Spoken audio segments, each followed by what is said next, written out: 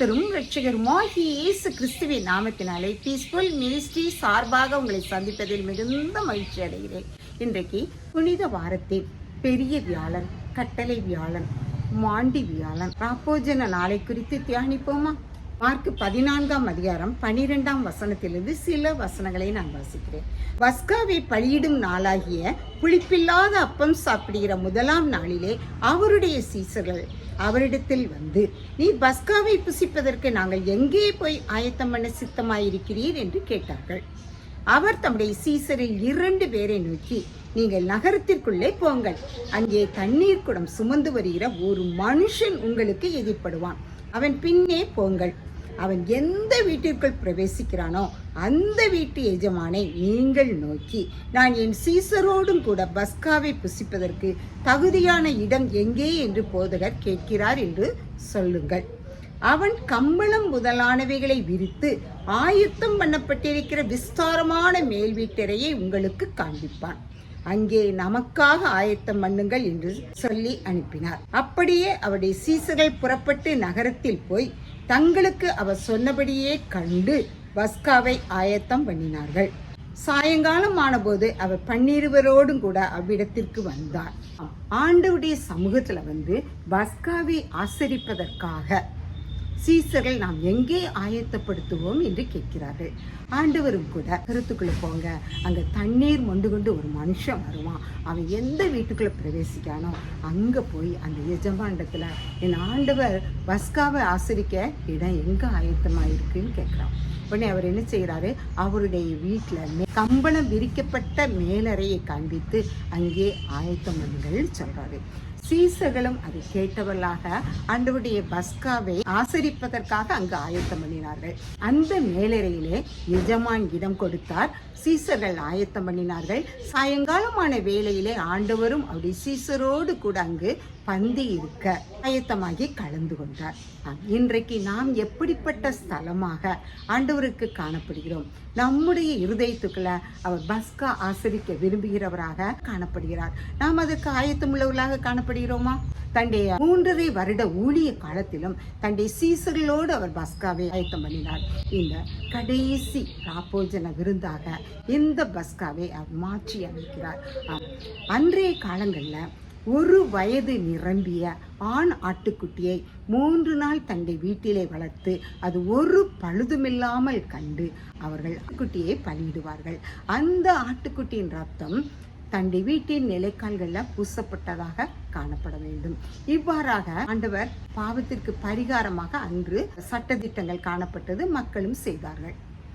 ஆனால் இந்த நாளில் ஆண்டவர் தனக்கென்று பஸ்காவை ஆரம்பித்து தன்னுடைய கடைசி நாட்கள்ல இந்த பஸ்காவை ஆசரிக்க ஆயத்தம் பண்ணி பஸ்கா ஆட்டுக்குட்டி பலியிடுவதை நிறுத்துகிறவராக, தன்னை பாவ நிவாரண பலியாக அவர் ஒப்பு கொடுப்பதற்காக இந்த பஸ்கா விருந்தை இந்த கட்டளை வியாழனன்று அவர் கட்டளை இடுகிறவராக, என்னை நினைவு கூறும்படி இதை செய்யுங்கள் என்று அவர் கட்டளையிடுகிறார். இந்த கட்டளை வியாழனை இன்று உலகம் முழுவதும் கிறிஸ்தவர்கள் அனுசரிக்கிறவர்களாக காணப்படுகின்றனர். 1 கொரிந்தியர் 11ஆம் அதிகாரம் 23ஆம் வசனத்தின் பின்பாகத்திலிருந்து, கர்த்தராகிய இயேசு தாம் காட்டிக் கொடுக்கப்பட்ட அன்று ராத்திரியிலே அப்பத்தை எடுத்து சோஸ்திரம் பண்ணி அதை பிட்டு, நீங்கள் வாங்கி புசியுங்கள், இது உங்களுக்காக பிற்கப்படுகிற என்னுடைய சரீரமாயிருக்கிறது, என்னை நினைவு கூறும்படி இதை செய்யுங்கள் என்றார். போஜனம் பண்ணின பின்பு அவர் அந்தப்படியே பாத்திரத்தையும் எடுத்து, இந்த பாத்திரம் என் இரத்தத்தினாலாகிய புதிய உடன்படிக்கையாய் இருக்கிறது, நீங்கள் இதை பானம் பண்ணுகிற போதெல்லாம் என்னை நினைவு கூறும்படி இதை செய்யுங்கள் என்றார். ஆகையால் நீங்கள் இந்த அப்பத்தை புசித்து இந்த பாத்திரத்தில் பானம் பண்ணும் போதெல்லாம் கர்த்தர் வருமளவும் அவருடைய மரணத்தை தெரிவிக்கிறீர்கள்.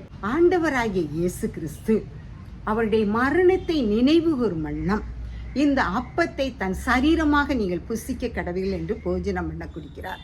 தன்னுடைய ரத்தத்தை திராட்சை ரசமாக பானம் பண்ணுங்கள் என்று தன்னுடைய சரீரத்தையும் தன்னுடைய ரத்தத்தையும் போஜனம் பண்ணி அவரை நினைவு கூறத்தக்கதாக பஸ்கா பலியை நிறைவேற்றியவராக அங்கு காணப்பட்டு அதை ஆயத்தம் உள்ளவர்களாக புசிக்க ஆண்டவர் கட்டளையிடுகிறார். நான் வரும் அளவும் நீங்கள் இதை பானம் பண்ண கடவீர்கள் என்று சொல்கிறார். அவர் 2ஆம் வருகையில் இந்த பிறகு இந்த ராப்போஜன பஸ்கா நமக்கு கிடையாது.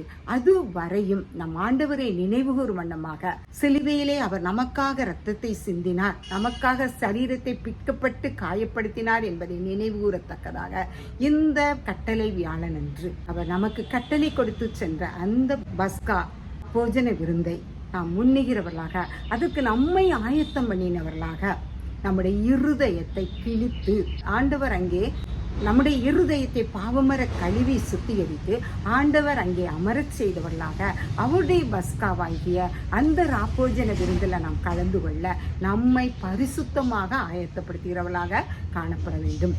பரிசுத்தம் இல்லாமல் ஒருவனும் தேவனை தரிசிக்க முடியாது. அவருடைய ஆற்றல்ல போய் அவருடைய ரத்தத்தையும் சரீரத்தையும் பானம் பண்ண விரும்பினால் நம்முடைய ஆவி, ஆத்மா, சரீரம் மூன்றிலும் நாம் குற்றமில்லாதவர்களாக காணப்பட்டால்தான், பரிசுத்தமுள்ளவளாக காணப்பட்டால்தான் நாம் அங்கு அவருடைய ரத்தத்தையும் சரீரத்தையும் நாம் பானம் பண்ண தகுதியுள்ளவர்களாக காணப்படுவோம். நம்மை தகுதிப்படுத்த நாம் முந்திய நாளை ஆயத்தமுள்ளவர்களாக அவருடைய பந்தியில் சேர நம்மை பரிசுத்தப்படுத்த ஆண்டவர் நம்மை அழைக்கிறார். அன்று யூதர்கள் தங்கள் வீட்டிற்கு வருபவர்களை உபசரிக்கும் வண்ணமாக அவருடைய கால்களை கழுவுவது வழக்கம். இன்றும் நம்ம வட மாநிலத்துல சுவிசேஷ பணித்தலங்களை பார்க்க போகும் பொழுது அங்குள்ள ஜனங்கள் அவர்களை பார்க்க வருபவர்களுக்கு அவர்களுடைய பாதங்களை கழுவி அவர்கள் கழுத்திலே மாலையிட்டு அவர்களுக்கு முத்தம் செய்து அவர்களை வரவேற்கிற பிள்ளைகளாக காணப்படுவார்கள். இன்றைக்கு ஆண்டவரும் கூட அவருடைய அந்த கடைசி ஆசிரிக்கிறதுக்கு முன்பாக தாங்கள் யார் ஆண்டவருடைய வலது பக்கத்திலே இடது பக்கத்திலே இருப்பார்கள் என்று அவர்களுக்குள்ளாக போட்டி போட்டுக் கொண்டு இருக்கும் பொழுது ஆண்டவர் தாமே தன்னுடைய கச்சையை இடையிலே கட்டி கொண்டவராக தண்ணீரை உண்டு ஒவ்வொரு சீசர்களுக்கும் 12 சீசர்களுடைய கால்களையும் கழுவினவராக தன்னை தாழ்த்தி ஒப்பு கொடுத்தவராக காணப்பட்டார். இந்த தாழ்மை இன்று நம்மிடம் காணப்படுகிறதா? ஆண்டவரும் தலைவருமாகி அவரே தன்னுடைய சீசர்களுடைய கால்களை கழுவினதுண்டானால் நாமெல்லாம் அவரை பின்பற்றுகிறவர்களும் அவருடைய அடிச்சுவட்டில் நடப்பவர்களும் அவருடைய தாழ்மையை கற்றுக்கொண்டு தாழ்மை உள்ளம் கொண்டவர்களாக நாம் இந்த பந்தியில் சேர ஆண்டவர் நம்மை ஒவ்வொருவரையும் அழைக்கிறார். நாம் குற்றமற்றவர்களாக அவருடைய பந்தியில காணப்பட வேண்டும் என்று 1 கொரிந்தியர் 11ஆம் அதிகாரம் 27ஆம் வசனத்திலிருந்து சொல்லப்பட்டிருக்கிறது. இப்படி இருக்க எவன் அபாத்திரமாய் கர்த்தருடைய அப்பத்தை புசித்து அவருடைய பாத்திரத்தில் பானம் பண்ணுகிறானோ அவன் கர்த்தருடைய சரீரத்தையும் இரத்தத்தையும் குறித்து குற்றமுள்ளவனாய் இருப்பான். எந்த மனுஷனும் தன்னைத்தான் சோதித்தறிந்து இந்த அப்பத்திலே புசித்து இந்த பாத்திரத்தில் பானம் பண்ண கடவன். எண்ணத்திலானில் அபாத்திரமாய் போஜனம் பண்ணுகிறவன் கர்த்தருடைய சரீரம் இன்னதென்று நிதானித்து அறியாததினால் தனக்கு ஆக்கினை தீர்ப்பு வரும்படி போஜனம் பண்ணுகிறான் என்று ஆண்டவர் சொல்கிறார். குற்றம் இல்லாதவர்களாக ஆண்டவருடைய சரீரத்தை புசிக்க வேண்டும். அவருடைய சரீரமாகிய அப்பத்தை புசிப்பதற்கு நாம் நற்கருணை பந்தியில் கலந்து கொள்ள ஆயத்தமுள்ளவர்களாக காணப்பட வேண்டும். நம்முடைய சரீரத்துல நம்முடைய உள்ளான மனுஷன்ல நாம பலப்பட வேண்டுமானால் நம்முடைய கடைசியாக அவர் நமக்கு வைத்துவிட்டு போன அந்த போஜன பந்தியில நாம் கலந்து கொள்ள வேண்டுமானால் நம்மை நாமே நிதானித்து அறிந்து நம்முடைய குற்றங்களை அவருடைய சமூகத்துல ஒப்பு கொடுத்து பாவ மன்னிப்பு பெற்றவர்களாக பாவ மன்னிப்பு நிச்சயத்தை பெற்றுக்கொண்டவர்களாக அவருடைய ராப்போஜன விருந்துல நாம் கலந்து கொள்ள ஆண்டவர் நம்மை அழைக்கிறார். இன்றைக்கு ஆண்டவர் என்னை நினைவு கூறும்படி இதை செய்யுங்கள் என்று சொன்னார். நாமும் அவருடைய கடைசி ராப்போஜன விருந்துல பங்கு கொள்ளுகிற இன்றைக்கு அவர் முதலாவதாக தன்னுடைய ஜனங்களுக்கு விட்டு போன இந்த ராப்போஜன விருந்து தான் திரும்ப வரும்பளவும் இதை நினைவு கூறுங்கள் என்று சொன்னவர். நாம் எப்படிப்பட்டவர்களாக அவருடைய பந்தியில குற்றம் உள்ளவர்களாக கலந்து கொள்கிறோமா அல்லது குற்றம் இல்லாதவர்களாக கலந்து கொள்கிறோமா என்று நிதானித்து அறிகிறவர்களாக காணப்பட வேண்டும் என்று ஆண்டவர் நம்மை பார்த்து கூறுகிறார். ஆண்டவர் அழைக்கும் வண்ணம் நாம் பரிசுத்தமுள்ளவர்களாக காணப்பட நம்முடைய இதயத்தில் அவர் வீற்றிருக்கத்தக்கதாக அவரை நாம் உட்கொள்ளத்தக்கதாக நம்முடைய இதயத்தில் வாசம் பண்ணுகிறவராக இருக்க நாமே நாம் அர்ப்பணிப்போம். ஆண்டவரும் கூட ஒரு கல்யாண விருந்து ஓமையை கூட சொல்லியிருக்கிறார். தன்னுடைய வீட்டுல ஒரு கல்யாண விருந்து ஆயத்தப்படுத்தி எல்லாருக்கும் கல்யாண வஸ்திரத்தை உடுத்த கொடுத்து எல்லாரும் என்ன செய்யறான், பந்தி அமர செய்கிறான். ஆனாலும் அதுல ஒருத்தர் என்ன செய்யறான், அந்த பந்தி வஸ்திரத்தை உடுத்தாதவனாக அங்க அமர்கிறான். அந்த எஜமான் அவனை பார்த்து, நீ ஏன் உடுத்தவில்லை என்று சொல்லி அவனை ஆக்கினைக்குள்ளாக தீர்க்கப்பட்டு அவனை வெளியே அனுப்புகிறார்.